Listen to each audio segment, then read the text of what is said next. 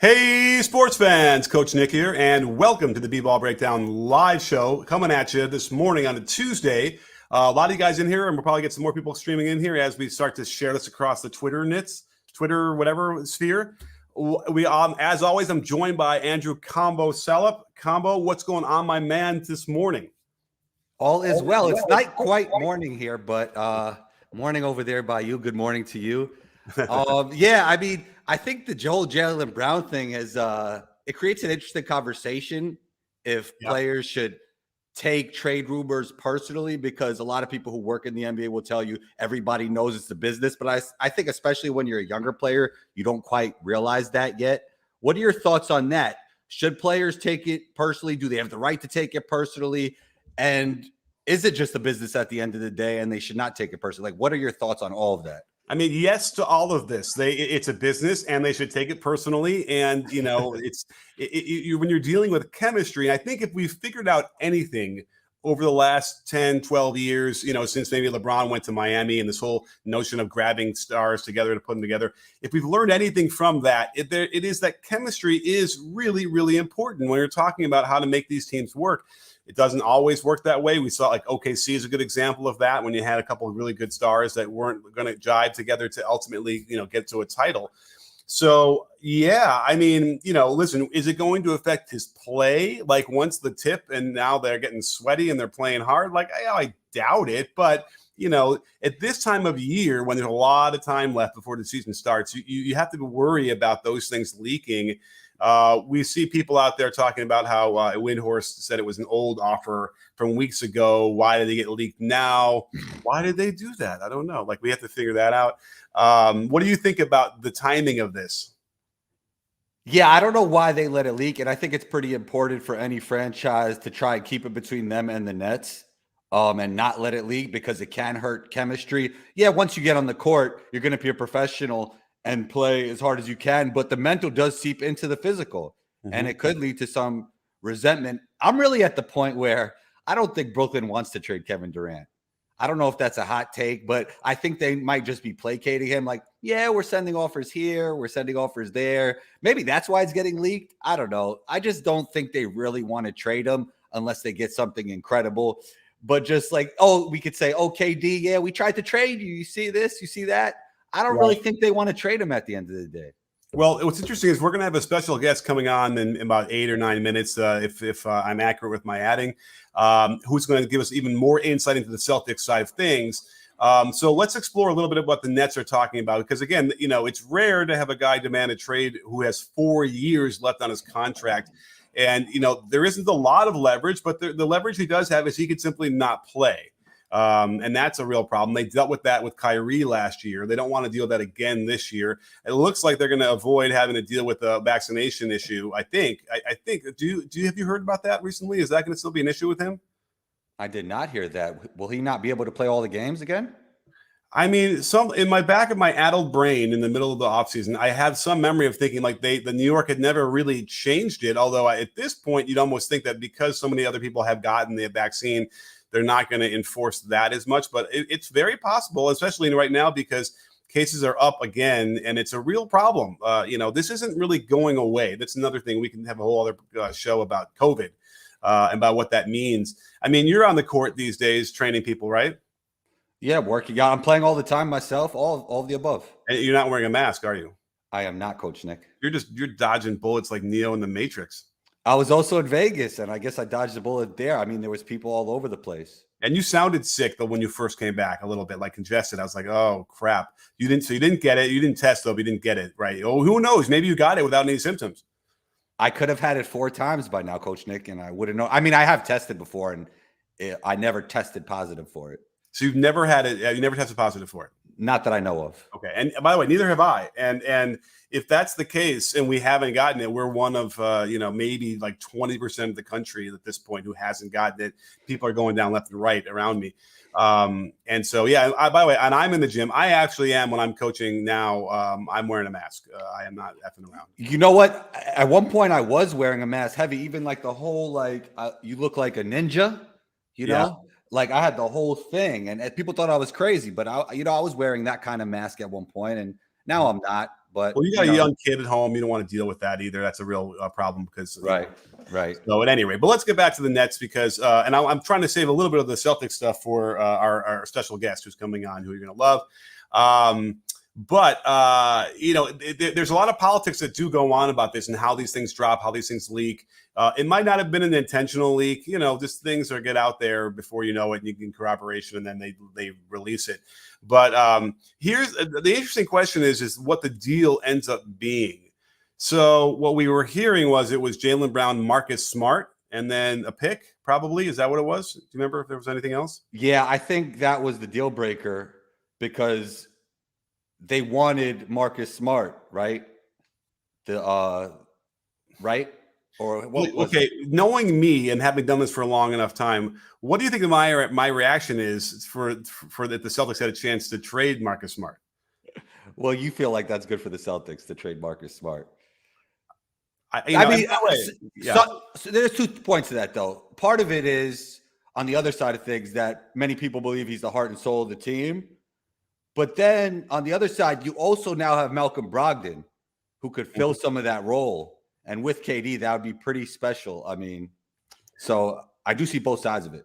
Yeah, and you remember I had said, well, for a couple things, Marcus Smart played well. He didn't do a lot of the things that drives me crazy in the finals, even like sort of the throwing the ball away, taking bad threes, getting lost on the weak side defensively. He kind of tamped those things down, but he didn't really do a whole lot. I got to go watch. If I look at the game logs, I don't remember. Did he ever get like 20 points in the game or 8 or 9 assists? Like I don't.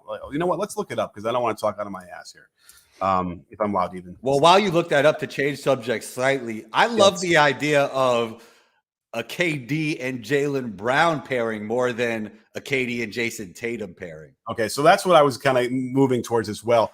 Here's the thing about, and I tweeted this out, and only a couple people got it yesterday. I tweeted out something like, remind me, what position does does Jason Tatum play? Meaning that he plays the same position as Kevin Durant. So it is a little bit weird. Whereas Jaylen Brown is more of that sort of shooting guard that makes it difficult when the other teams want to play smaller shooting guards, and he can really attack that. Here's the real quick thing. So he did get to 24 points in game 3. 24 and 5, that's assists, and then he did 18 and 20. So he scored kind of well in the finals, believe it or not. It didn't just seem very impactful, I think, is what my point is for Marcus Smart in the finals. Did anything bother you about the way Marcus Smart played in this playoff run? Yeah, it would come up, and there were times you're like, oh, here it comes, and he would string together a few, but it wasn't as bad, and it didn't seem like it completely affected. Now, at that level, you need to actually, it's almost like you have to play better than that. You have to really bring it, and especially from his role on that team, for them to have overcome the Warriors and their good play. So, but listen. We have our special guest ready to come on the show and give us more insights into the Celtics side of things. So let's bring in Jared Weiss of The Athletic. Let's make all of us even across the top here. There we go. Jared, can you hear us? Oh, yes. All right. We got him. I think you're moving at this moment in time in your car. Is that correct? I'm having a very Boston experience right now. I am sitting in bumper-to-bumper traffic on the way to the Cape. So I'm feeling very in tune to the Boston psyche right now. Nice. Well, for those of you who don't know, Jared and I used to do our podcast together, and now he's at The Athletic full-time doing all sorts of NBA stuff. And then he's always got the inside track on what's happening with Celtics. The title of the show is Why Jaylen Brown is Pissed at the Celtics. How accurate would that statement be, Jared? No, I wouldn't say that's accurate. He's pissed. He's certainly not happy, obviously. Let me rephrase that because people will blow that up. He is happy to be a Boston Celtic. He loves playing for Boston. One of the things I reported this morning on The Athletic is that there was a rumor that I didn't even know about until it was brought to my attention by one of the sources that shot it down for me, which is that there was a report that Jaylen said that he was leaving Boston when his contract ran out in 2 years, and that was staunchly denied. That is not what he's trying to do right now. Obviously, it doesn't mean that it's not going to happen necessarily, but it's not what he's looking to do. He wants to be a Celtic. He wants to win a championship there next year. That's what he's looking for. He's not angling. He's not trying to get traded right now. He wants to stay with the Celtics, and he wants to stay long term. So he is not pissed at the Celtics. I would not call that accurate. But obviously, he doesn't want to be in trade rumors. He's been in them forever. If you're a Celtic, you're probably going to be in them forever. But obviously, there's a difference between Jaylen's position and Jason Tatum's position. Jason Tatum is the one that's seen as untouchable, and Mhm. Jaylen isn't. And that's obviously going to annoy him because he's a great player. Wait, did you say Jaylen isn't untouchable? Well, no, I mean they offered him for Kevin Durant, according to Shams, and I think Woj said that too, right? So obviously he's not untouchable if they're offering him for Kevin Durant. Right. Yeah. No, I hear you. I'm sorry. And I was almost Yeah. thinking Jason. Now Tatum is untouchable. Is that right? Yeah, I mean they're not including Tatum. Tatum's untouchable, and I mean we know that, right? Like Tatum's the one with the 5-year supermax. Jaylen is not. Jaylen's not even Right. on a max. I think Jaylen's now obviously a max player, but he wasn't when they signed him. Jared, I got a question for you. In your estimation, don't you think now? Obviously, this is all entertainment. We're in media, so I'm gonna leave the draft picks alone. Just a hypothetical question. Don't you think Jason Tatum for Kevin Durant would help both sides? I mean KD's better than Tatum right now, so I guess right now that would be better. But is KD definitely better than Jason Tatum right now? Like I think it's hard enough to tell. Like, okay, you know what? Yes. How much better is KD than Jason Tatum right now, considering the way KD looks in the playoffs? Like, is it significant or is it a little bit? I'd say it's somewhere between those two. I'd say it's significant, in my opinion. Okay. Yeah. And do you think, let's say 2 to 3 years from now, do you think that will still be the case? I'd say that'd probably be the tipping point, like after those 3 years, if I had to guess. Okay. So you think KD probably until like age, let's say 37, is going to hold on to his prime? I do, because I think the shooter that he is will allow his game to age pretty well, and just how effortlessly he gets his game off. Maybe defensively he won't be the same, and he might be some decline there, but man, as an offensive scorer, I think he's significantly better than Tatum, just from an efficiency standpoint and all other kinds of standpoints. And playmaking and game management. I mean, Yes. is KD like the best offensive player in the game right now? You know, you could make that argument, or Steph or whatever. But the point is, like, KD's at the god tier still as far as his offense is concerned. Well, here's the question: is there some sort of ticking clock with the Celtics, so they feel like they only have a small window where they got to bring him in to like win a title, or not? I don't think so. I haven't gotten that impression, just because of like their general rotation is still young or in mid prime. Like Horford's the only person that's at risk of aging out, and also his contract's running out. So it's like that's the only guy that I think is a major risk for falling out of usefulness in the near future. But everybody else is mid prime, so or pre prime. So like I feel like this team's window is pretty wide open. According to the CBA, could there be a trade for if the Celtics wanted to do it with Tatum and Durant? Yeah, Durant's not on. I mean, yeah, because the only issue would be like you can't have two guys on that same rookie scale max extension, but Tatum is that guy, so they'd be swapping those. So that wouldn't be a problem from that perspective. But actually, now that I'm saying that out loud, I forgot Simmons is in Brooklyn, so you'd have to. It's just like the Bam Adebayo situation in Miami. So Brooklyn would have to move Simmons. So hey, maybe the Celtics would get Simmons. That'd be pretty funny. Well, here's an interesting question. There's a redundancy in theory between Jason Tatum and Kevin Durant. How do you see that fitting if they actually made this trade work? I don't think it's a problem, just because like they're both so great, and KD's such a great playmaker. It's like, I mean, KD already does everything Jaylen Brown does at a higher level. I mean, Jaylen's obviously like quicker than he is at this point, but like they're pretty similar in the way that they're playing the game to a degree, except KD's just like at a further scale in every single area. So I think it would work out great. I mean, I think if it's like just Jaylen Brown and Derek White and a couple picks, like I think that's pretty great. If you're including Smart, that's where you're losing the DPOY, who's also like an important offensive player for them, regardless of how frustrating and polarizing his offensive game is. Like, you're losing a ton in that trade, but it's still probably worth it, because if you think Durant is still that great, which I think he is. Yeah, people out there don't know the texts I've been sending Jared for years, so out of frustration because I couldn't name publicly. But I get it, and we were already talking before you came on how Smart actually did play well in the finals and like wasn't doing the things that make me so frustrated as much. But I don't know. I mean, I think if that's the offer, if it's Jaylen Brown and Marcus Smart, I think the Celtics should take it. Like that should be a no-brainer to me. they're the ones who obviously are. The pitch was from the Nets, right? So this is obviously the Celtics saying absolutely not.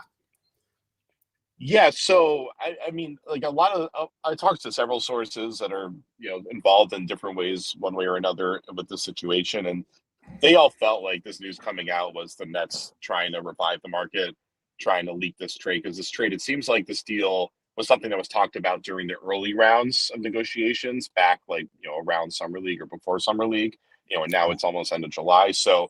I think that the market is pretty much slowed down at this point, especially because people are doing their vacations and all that kind of stuff. And so I think Brooklyn's just trying to revive the market by getting this out there.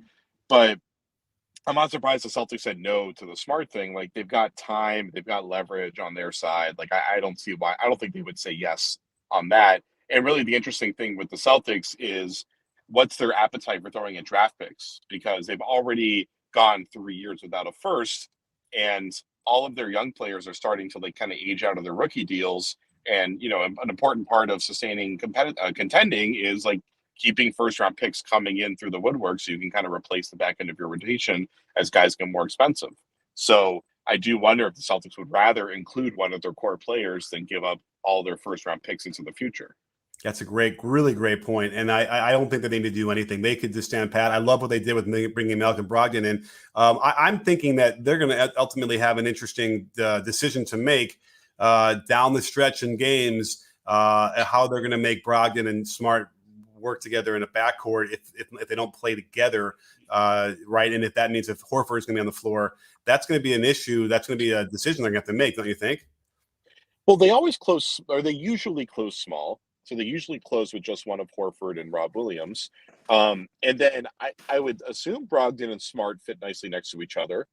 I mean, Brogdon's a pretty comprehensive offensive player. I mean, I know his shooting he's had 2 bad shooting seasons in his last 3 seasons, and those were ones when he's hurt. So it's like the big question is, are his 3-point numbers going to go up if he's healthy? And then, of course, is he going to be healthy? But I don't see any reason why Brogdon and Smart couldn't close next to each other. I mean, White and Smart next to each other worked out pretty well, and Brogdon is a more well-rounded offensive player.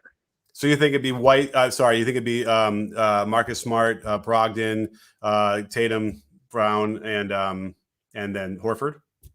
Yeah, because I think Brogdon, at least at his healthiest, is better than White, but it's pretty close. So it might just be a mix and match kind of thing.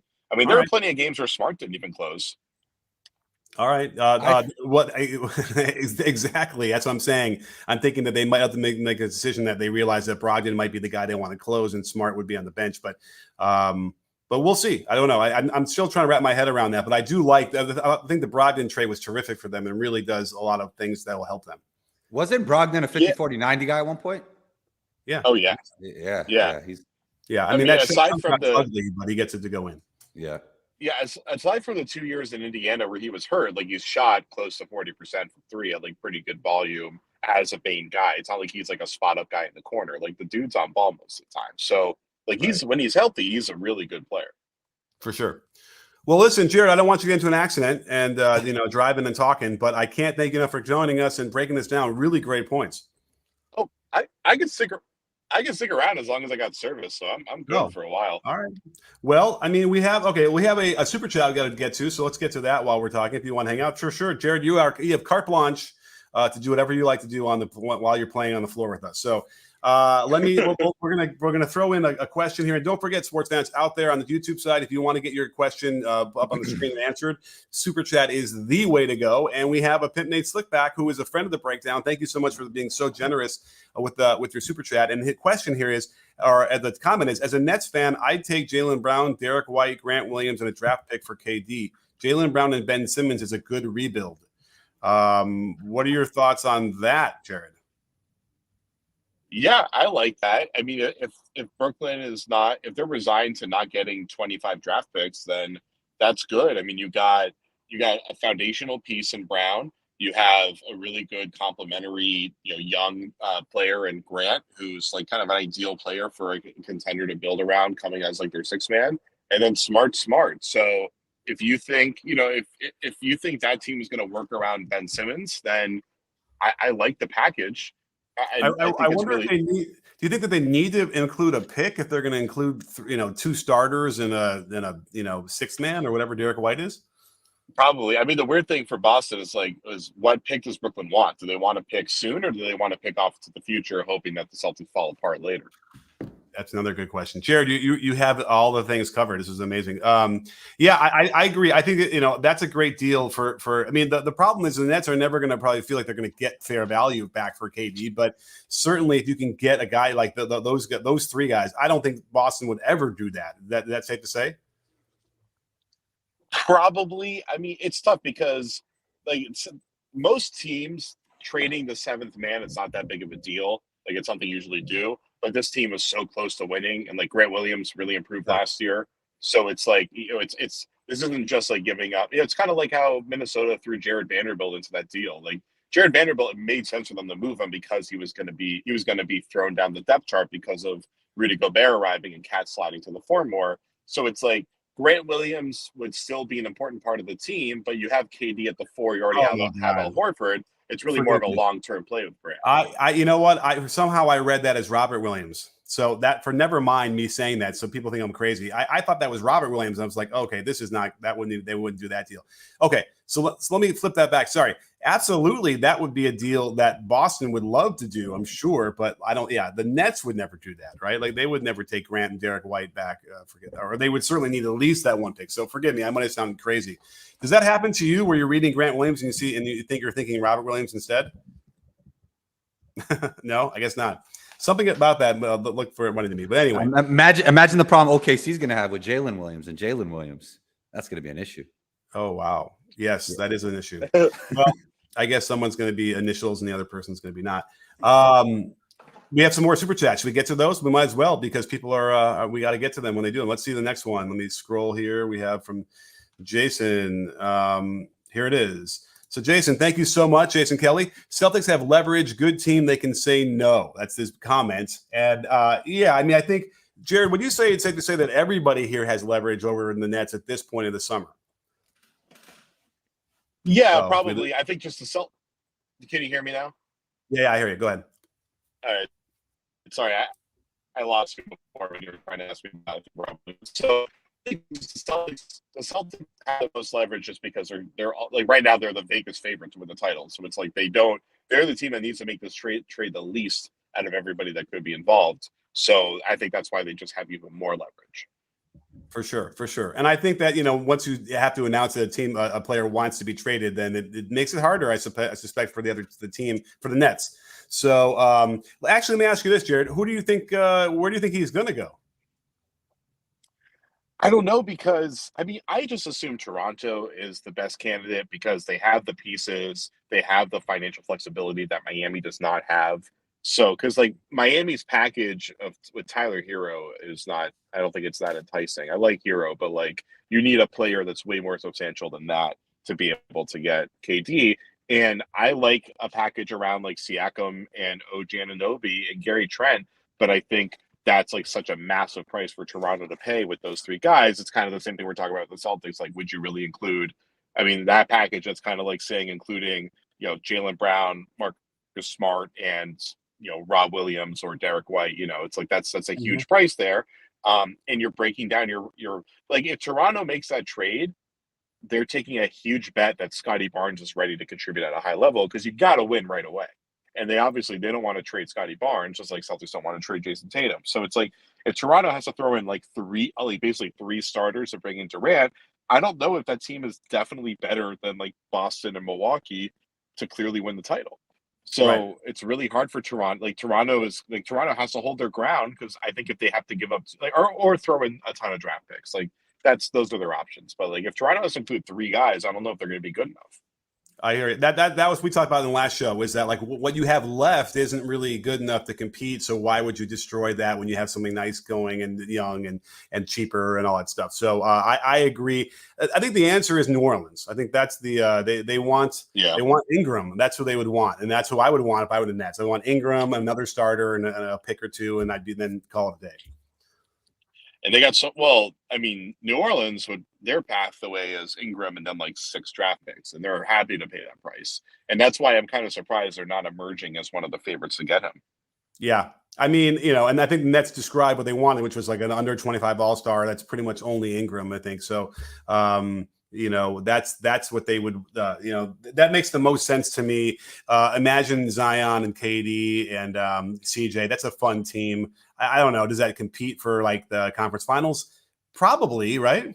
With the healthy Zion, I think so. Yeah, I mean, if Zion's good to go, like that team is horrifying for sure. I mean, that team, if they can have the magic that they had last year, and then you're adding in 2 superstars, like yeah, that's a bona fide contender right there. And I think for them, it's like, as good as Ingram is, I think Ingram is in that same category as Jaylen Brown, where like you think he's probably going to be the number 2 on a contending team, but you don't necessarily think he's going to be the number 1. So if you could put 2 number 1s together there, and you go from a team that like maybe has a chance to get into contention or like guaranteed is in contention, I think that's a bet you have to make, especially because they can get rid of a massive pile of picks and still be fine with draft picks. It's different than the Celtics situation where like they're already there, they're already the favorite to do it. And if they surrender all these picks, then they got no picks. And if this fails, then they're completely screwed. And they're in the situation that Brooklyn is in right now. Absolutely. Well, that sums it up perfectly. I think that's. I don't know. I think we've expired all of the questions we have for you, Jared. I mean, you've done it so well and covered every base. So appreciate awesome. You guys. Always great to talk to you, Jared, as well. What are you working on now that we're going to see soon? Oh God, I have no idea. Tomorrow on The Athletic, I think we'll have like a roundtable with with Jay King, our other Celtics writer, and Alex Schiffer, our Nets writer, just kind of covering all the bases of the saga. So, we'll have plenty more Kevin Durant stuff. And, all right. It's late July. There's not much to talk about. So shout out to KD and the Nets for giving us a ton to talk about. Awesome. Yeah, absolutely. And tell Jade, I hope he's diving on the ground for loose balls all over the place and getting hurt. So we'll see. And Jared, as always, we'll catch up with you later, but I appreciate you coming on. This is great. All right. Thanks, guys. All right, brother. All righty. We have some more super chats. Let's get to them. We got New Doughboy. Sorry, not New Doughboy. NBW Doughboy. Excuse me. I don't know what NBW. Oh, nothing but wins.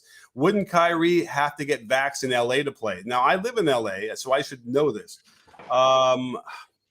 The mask mandate is now coming back, apparently, in the next, maybe it was yesterday or soon or the end of this week, they're going to have a mask mandate again.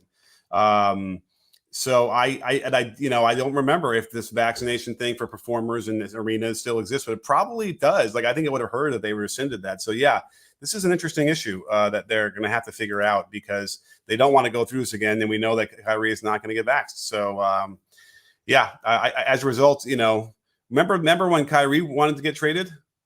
Yeah. That's still a thing, isn't it? Yeah, it is. That's what I'm hearing. I mean, basketball-wise, I think LA makes the most sense, but I think you might be right, Coach Nick, because didn't Wiggins have to get vaccinated to play there? Yeah, in California and Golden State, and he did. And it obviously they want to try and figure out how to do a Russ and get Kyrie over to LA, but like that would have to be a 3-team deal because I don't think the Nets would ever want to get anywhere near Russ. And then 3-team deals are hard, man. That's a real hard thing. And I don't know if anybody could pull it off. I guess it's the Lakers, but they don't have much. And again, we're going through the whole, and listen, Taylor Horton-Tucker, sure, he's a great teammate. He had some promise, but it's like, we're going through the same thing where it's like, they must feel like he is a starter or as good as a starter on a team to try and, package him as if that's going to be the thing that moves the deal. And it's just not. Yeah. You mentioned Westbrook. This has actually been on my mind a lot. On a veteran's minimum contract, right? Not the current contract he's on. What teams do you feel like he could help right now? Russ? Yeah. We did this, didn't we? We did this already? I feel like we did, but it would have to be a team that doesn't have a point guard, I guess, right, we did do this. Dominate, which is, there's some teams that can do that. I think you were saying it's like it's a 500 team at best, or maybe I was saying that somebody was saying that. Right, not a contender, but not a tanking team. Yeah, which is sort of what we had in OKC. So maybe go back to OKC. No, I don't know. I think they want. I think they actually. I think they're too good to tank, but I think they'll actually try and tank at the same time. Yeah, well, obviously they want Wembanyama, which we have to speak about because I have a video going to drop right after this. So nice. A lot of people on the show. I just want you to know I've got it all uploaded, ready to go. Pretty good title. So you guys got to watch it. So I expect to have 747 views of this video as soon as we go dark here and I make it live in a little bit after the live show.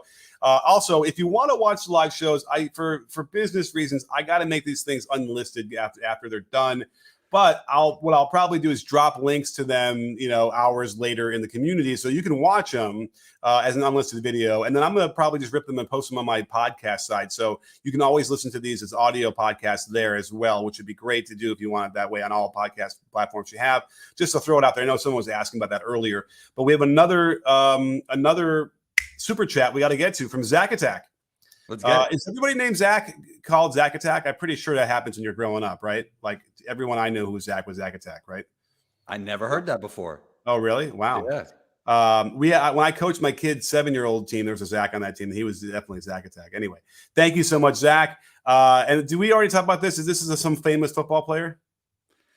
No, it's not. It kind of looks like one of them, but I don't think that's actually him.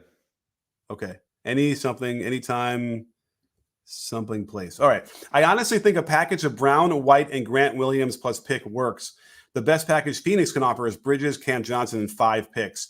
Well, yeah. I mean, now that they've re-signed Ayton, because I think that wasn't Ayton part of the original talks or not. I think so. Yeah, they officially signed him, and I think I talked about this yesterday on my Magic podcast. Mikal Bridges' package is not enough. Like that's definitely not enough. So I agree with Zach Attack there.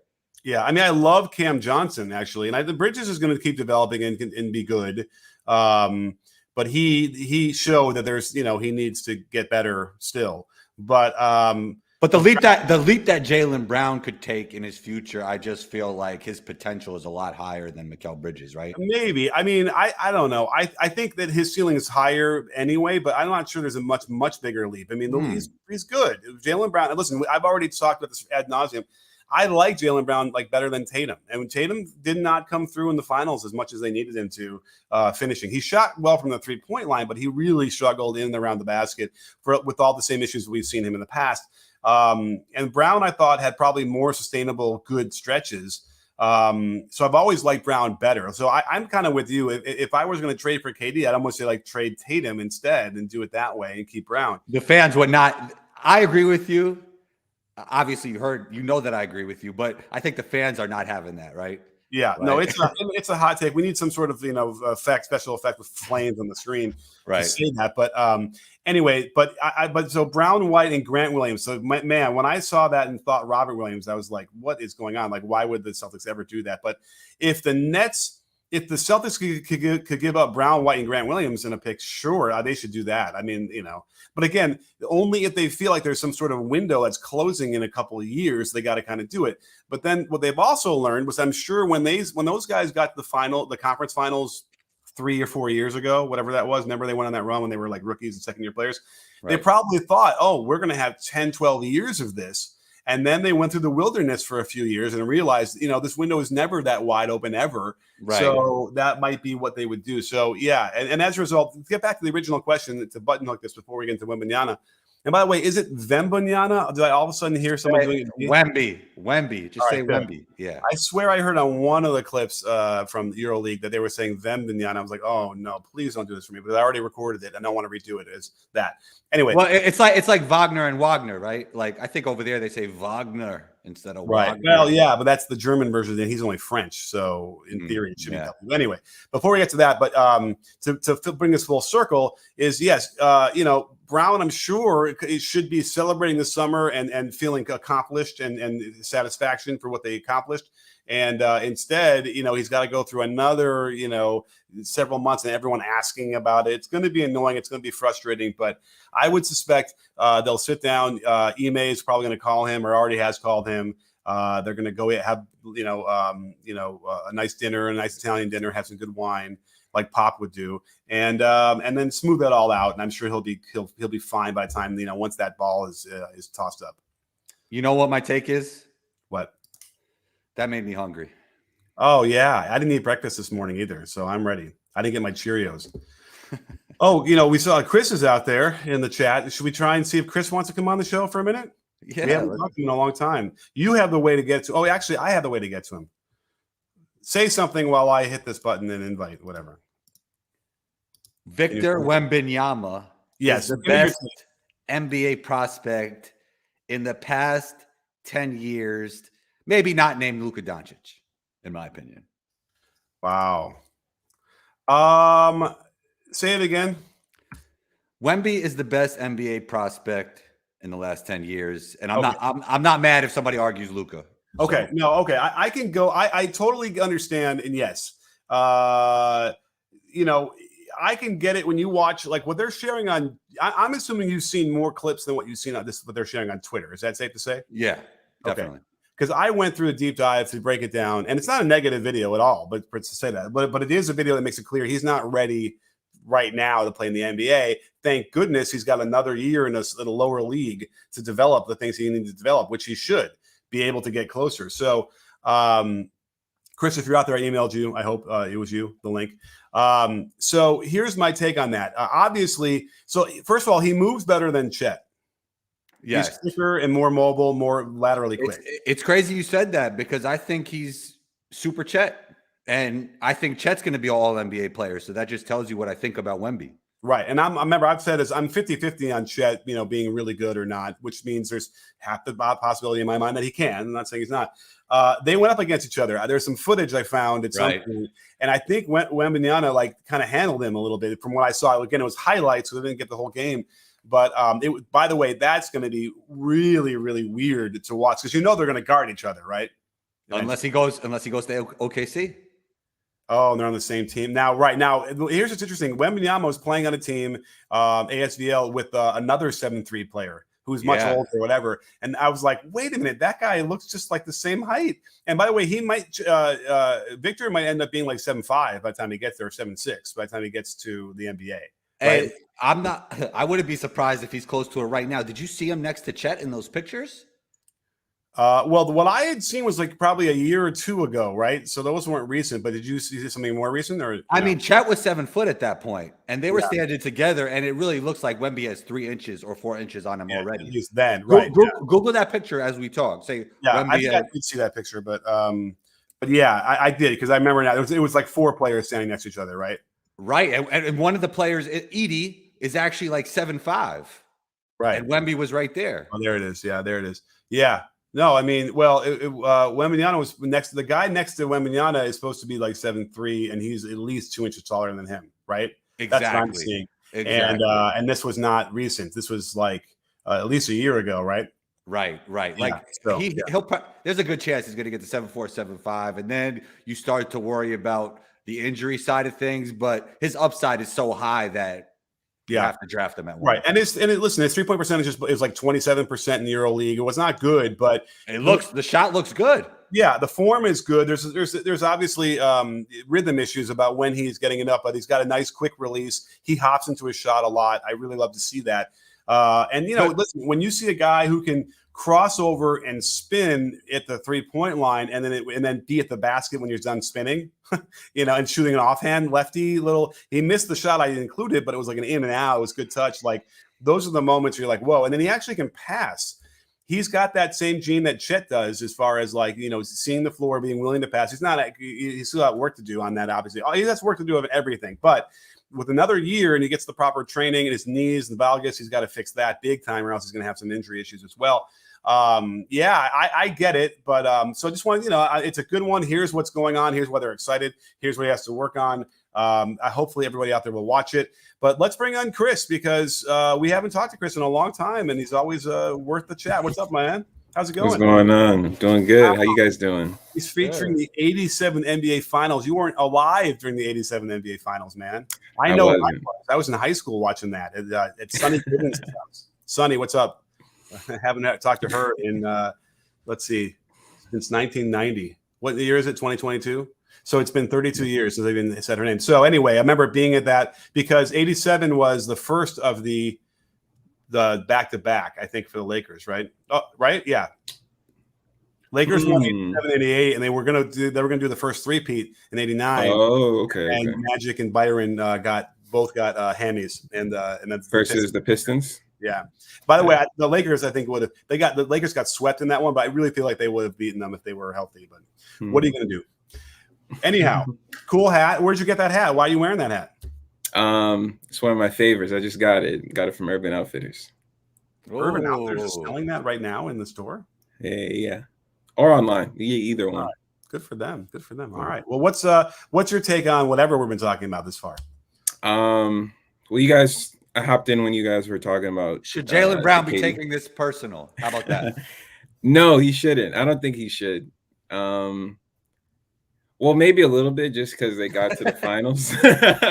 But like he's not being mentioned, like he's not being traded for like scrubs. He's getting traded.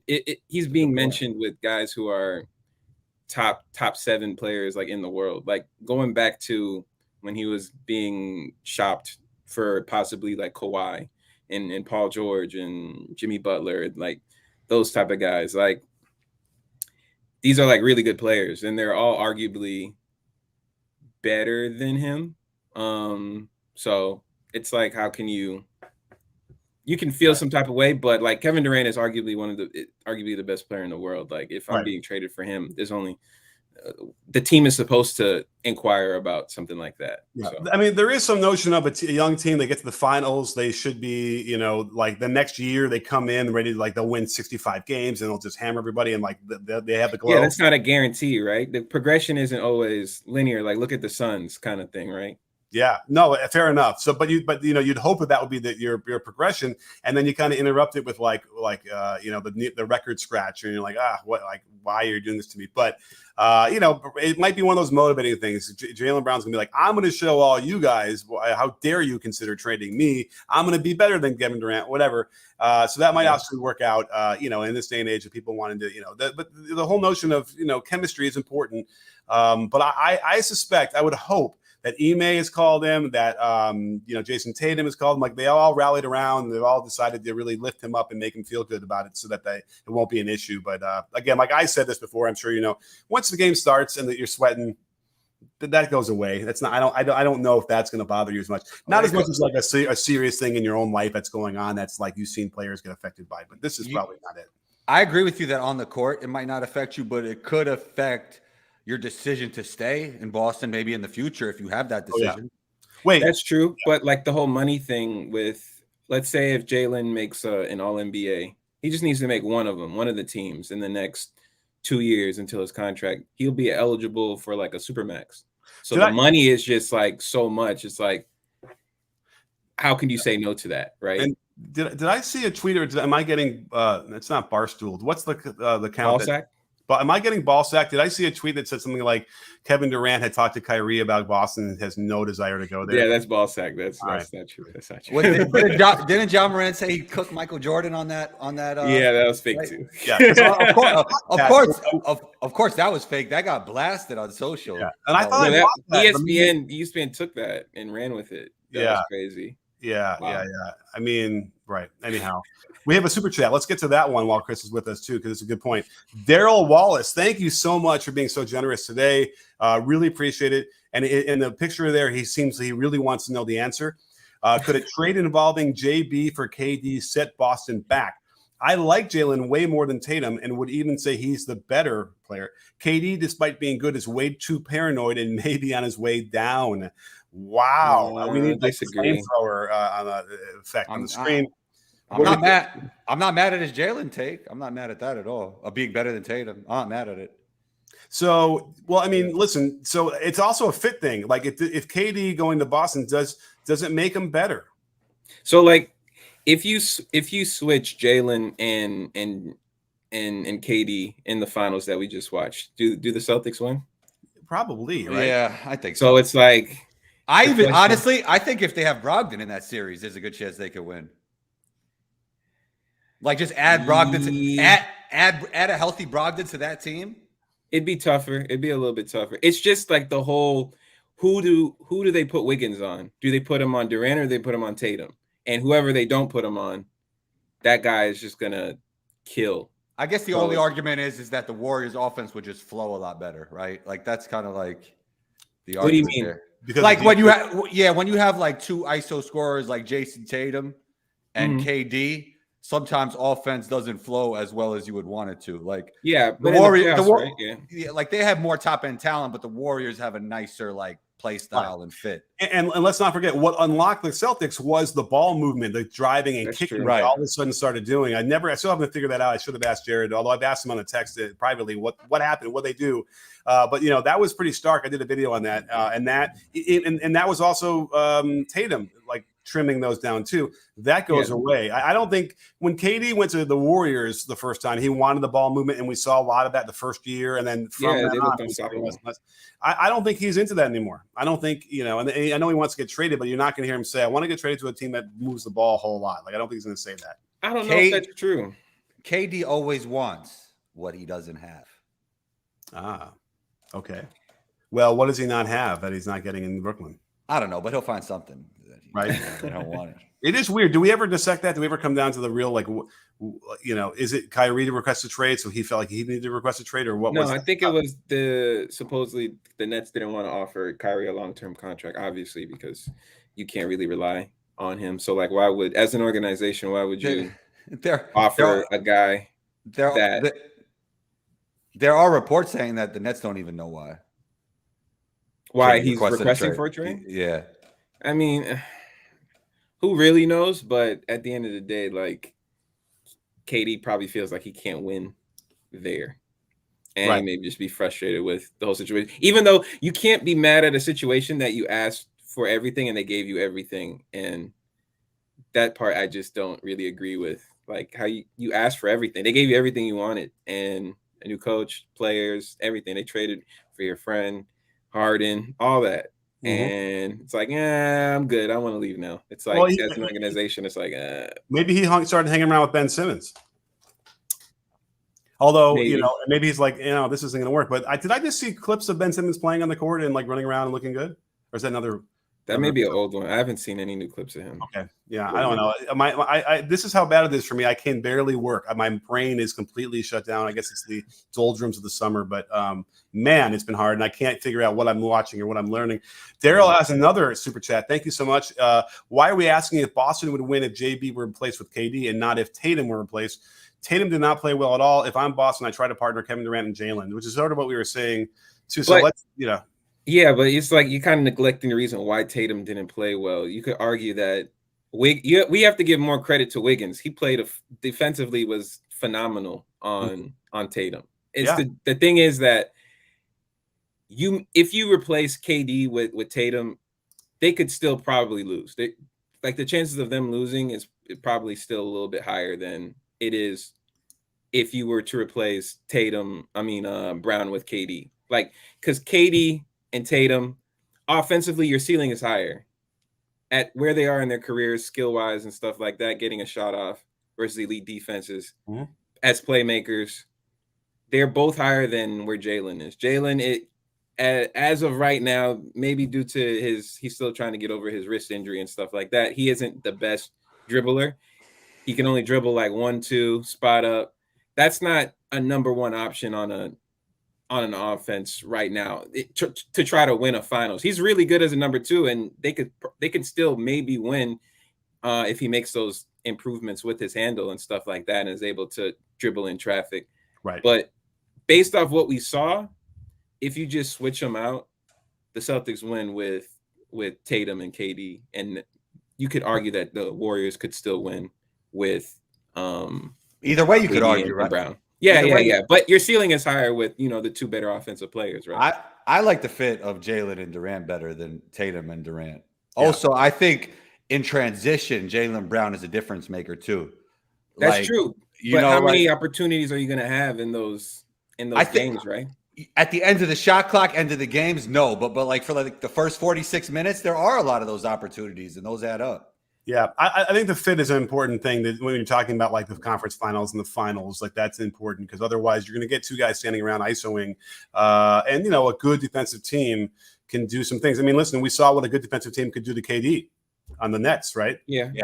Jaylen Brown gets buckets when the defense doesn't have a chance to load up on Jaylen Brown like they can with because he's usually weak side. He's usually getting in on swings and he's attacking closeouts and stuff like that. Secondary option. He's a great fit. Yeah, really good. Really good as a second option. Yeah. But I have no doubt that Tatum could be a complimentary as well. And KD not as much, but like I think that Tatum could probably handle that. He gets some more catch and shoot stuff or whatever. Maybe trim some of the things that don't work so well for him off. But the bottom line is his finishing at the basket was really troubling. And that could be due to the shoulder, maybe, possibly. Yeah, and if you replace KD with him on that end, like KD's going to make a lot more of those shots, and that changes things too. Does KD pressure the rim like he used to? I feel like he pulls up more now for like short range No, pull-ups. He doesn't want that.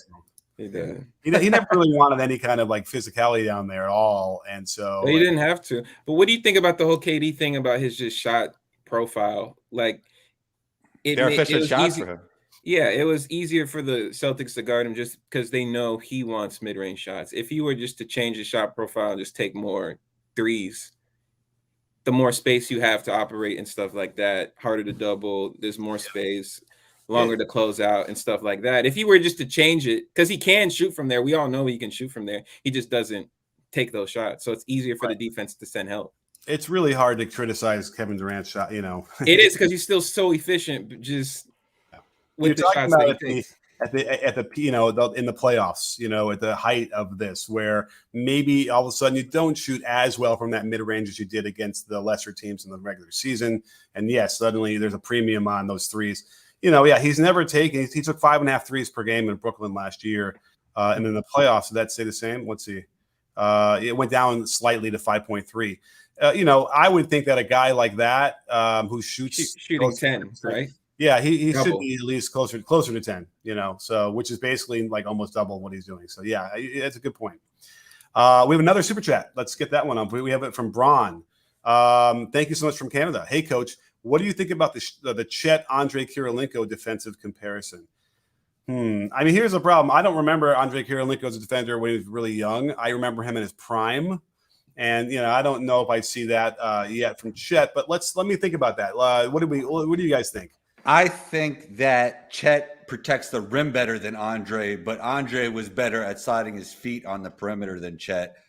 And I do think they're both elite defenders. Yeah. Chet will be, and Andre was. There's a similarity to their movement patterns as well, to some degree. I mean, Andre it was really long for his body, right? How tall was he? 6'9", maybe 6'10", probably around there. Yeah. Chet has a nicer looking jump shot. I'll tell you that.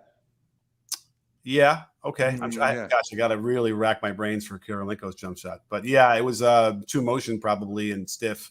Yeah, I get to think about it. Yeah. So I mean, effective wise, I think you can see. I mean, Kirilenko was a disruptor. And Chet can very well be as well. He just got to be careful about getting pushed off his positions, getting off balance, feet in different positions where he can't elevate well enough to have that. Yeah, effect. His weight is going to be an issue defensively. I think guys are going to be able to move him very easily off spots and stuff like that. Yeah, but by the way, we've seen that's the thing about Wembanyama that I saw was there are moments when they try and they can dislodge him, and then he is a really quick jumper and can recover and still block that shot or contest it well. I haven't seen that from Chet as much. Chet seems to kind of go down and can't quite recover quickly enough to do that. But again, that's also more about just developing. So those are the things where you're like, okay, that's not an issue 3 years from now, right? Like eventually that should go away. So I'm not gonna like hold it over his head completely, but we're talking about next year. Yeah, it's gonna be a thing. Do you think Franz Wagner is a better comparison for Andre Kirilenko? Franz is a smoother offensive player, but he's not the defender that Andre was, even though he's a solid defender himself. Yeah. Do you think he can get there? Man, Andre was like a real difference maker defensively. Like he was like one of the top defenders in the league. I don't know if Franz has that. I'm really high on Franz Wagner. Franz got some good. Like euros in the lane. Like he got a lot of he got a lot of. He's very skilled for his age. I've been threatening to do a video on him for a year and a half, and I haven't done it. So I certainly haven't like studied his defense at all. But maybe I'll do that next. His defense was highly touted coming out. That was like. Yeah, that was his thing coming out. Surprisingly, but he didn't show that. He didn't show the craft he now shows in the NBA that he showed. Oh, he's a good ball handler too. He's a bad man. There's no question. He can make us look silly. Orlando's going to be really fun. Have you guys seen Paulo open run videos? Like that looks like a created player. Oh, and that's the other one. Yeah. So maybe I've done this before. The most fun team in the NBA, and it's going to be the Magic, and we'll do that. I'll do that next. And I'll show some Paulo highlights. We'll show some Franz Wagner. Who else am I missing right now? Because I haven't watched the Magic in like a year. Cole Anthony, RJ Hampton. Hopefully Suggs can make a jump. Markelle Fultz is a really good player, even though he doesn't shoot it well. Yeah, and it's just fun to cheer for him. So Jonathan Isaac, if he comes back healthy. Yeah.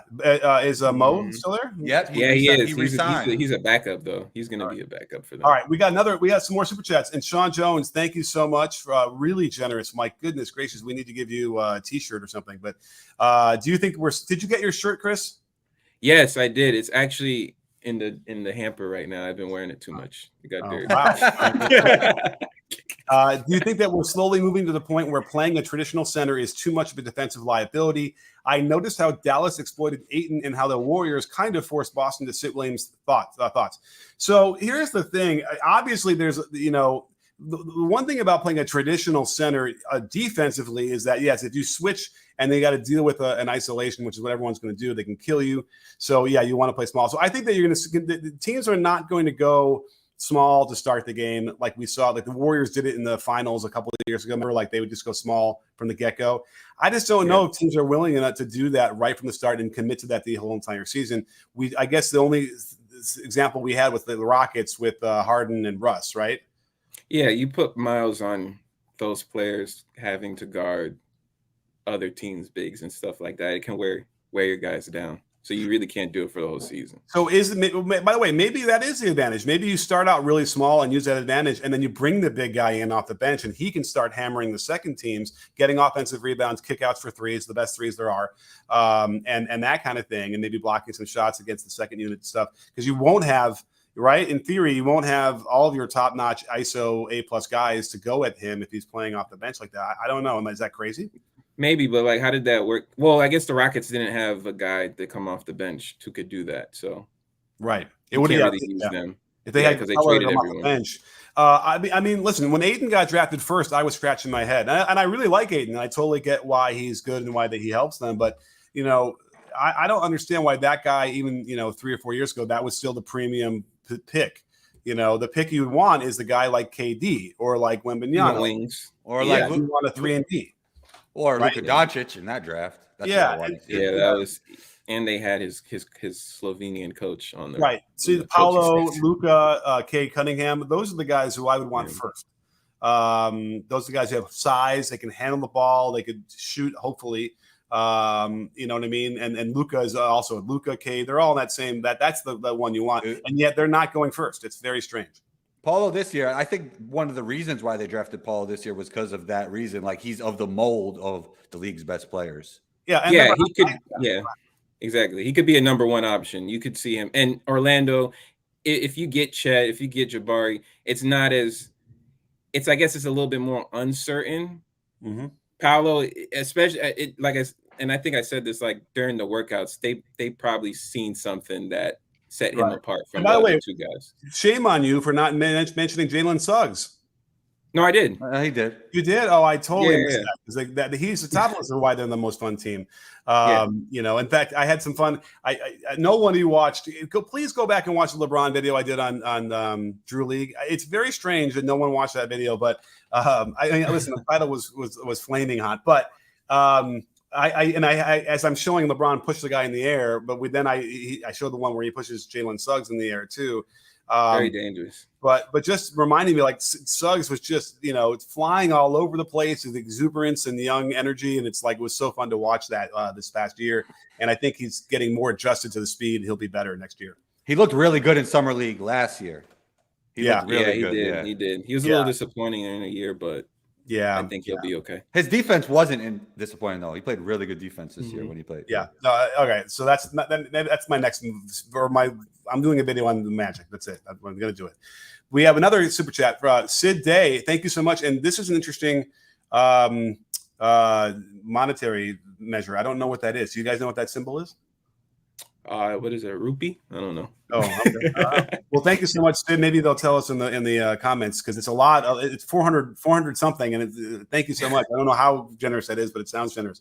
KD is a victim of his own choices, from leaving Warriors to extend his contract with the Nets when he didn't need to. I feel this request he made based on the take television media ran. He can't win himself. All right, she's doing the Rocky, the Adrian. You can't win.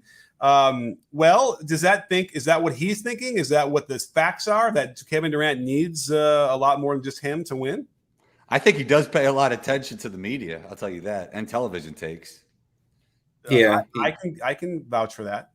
Yeah. He definitely likes to troll and talk the whole legacy talk. It's like I think he did take it seriously in the beginning, but I think he maybe has come to terms with it and is now just trolling with it and stuff like that. He may not really care about where his legacy is and stuff like that. He just wants to play basketball. It's weird.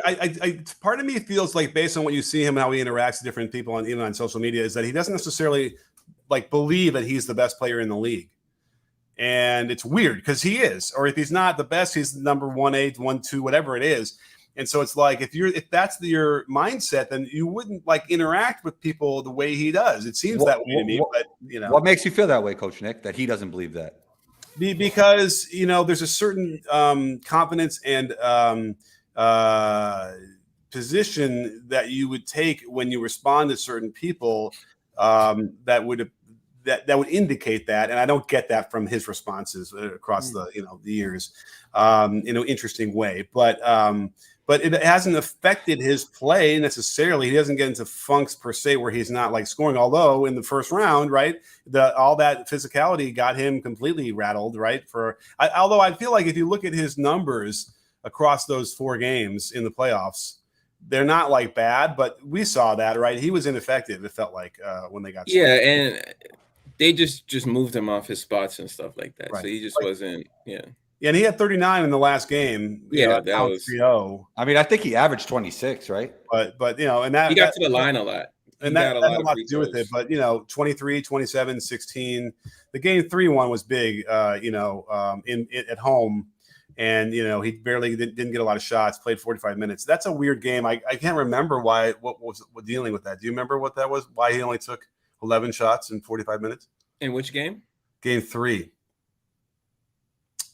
I mean, I think the answer was they were denying him and they were physical. Yeah, I think that was maybe one of the more physical games. Even they were all physical, but from what I remember, how many free throws did he have? Did he have like 12? He had in game 3, he took 2 free throws. Oh, he took 2. Okay. Yeah. In game 2, he had 20. Okay. And then in game 4, he had 11. But in the game 1 and 3 of game 1, he had 5 attempts. And in game 2, he had 2 attempts. So, and that was it. That was the backbreaker. Once you go down 3-0 and that happens, like they were broke. It's an interesting question. And, we'll find out if he can, But even I forget, maybe it was when he first got to Golden State or maybe it was right before. He's always said that it doesn't matter like how good he is and stuff like that. He's just like a regular guy. Mm-hmm. Like he hangs out. He's going to respond. He's going to do this because he doesn't see himself, I guess, above all of it. He just feels like he's just a guy who plays basketball. Every single person in the world is a regular guy. Absolutely. Some people just do great things. Speak for yourself. All right. Flambo123, thank you so much. And we have anime, right? I don't know who that is. Is that anybody famous? That picture? No, it's just okay. What? No, what my point was is that if somebody's really good at something, it doesn't make them different than everybody else. Like, as a person, that was my point. Right. No, I get. Yeah, I'm with you in thinking highly of myself. So. Here's Flambo's question: would you take Jaylen Brown over Chris Middleton as a number 2, disregarding age and health? No, you can't. You have to go Chris. You want to take Chris because shooting efficiency, just based off shooting efficiency, just based off his. And he's a plus defender himself, Yeah, and he's better off ball. He could dribble. Right now, so no, I've always liked Chris Middleton. And by the way, I've always felt like he's sort of a low-key MVP of that team. So closing last 5 minutes of the game, he's really good. Really good. And it's hard to talk. I don't have any more Milwaukee Bucks fans left in the conversation. I always said that I think Giannis will win a championship as a second option. I'm still not sure if I was right or not. All right, that's interesting. I don't think you're right. Just that game 6, Giannis was just amazing. Yeah, that's true. 50 piece. But he didn't have enough of an effect. I know that they were beaten up and whatever, but he'd have these good games and they wouldn't win them in the playoffs. And he needs to figure that out. But that's the problem. There's enough of a hole in his game offensively that when you're talking about the top 4 or 5 defenses in the league, there's enough where they can handle that. So, but Middleton, I love Middleton, and I go with him over Brown. But it's close. Oh, we have to block somebody. All right, let's block the crypto people. We have more super bet. We have a buzzer beater. Where are you, buzzer beater? There it is. Thank you so much, buzzer beater. And then that's interesting. What is that? It's a Knicks thing he's got on his thing. The squad. Interesting. Jackson, Wilkins, Tucker, Strickland, and gosh, who's the other person? NE. That's an interesting era of the Knicks to have a retro picture of, right? So it's Mark Jackson, not Dominique, His Gerald. brother. Yeah. Is it Trent Tucker we're talking about? I think so. And Rod Strickland. And so then who would the NE be? I can't figure that out. Anyway, someone will tell us in the comments. Buzzer beater, thank you so much for being so generous. Coach, you missed my super chat a few weeks ago, so here it is. Oh no. What do you think about the NBA midseason tournament? I totally missed this. And so buzzer beater. Yeah. That was a thing. All right, and because I missed your one last time, you have to email me, and I will send you something. But how do you email me, and how do you prove that you're you? No one else is going to take advantage. Email me, coach@ballbreakdown.com, and I'll get you something for missing your super chat. But anyway, midseason tournament. What do we think? I don't know. Gimmicky, probably. Yeah, a little bit. Well, what did they say the rewards were? Like $1 million.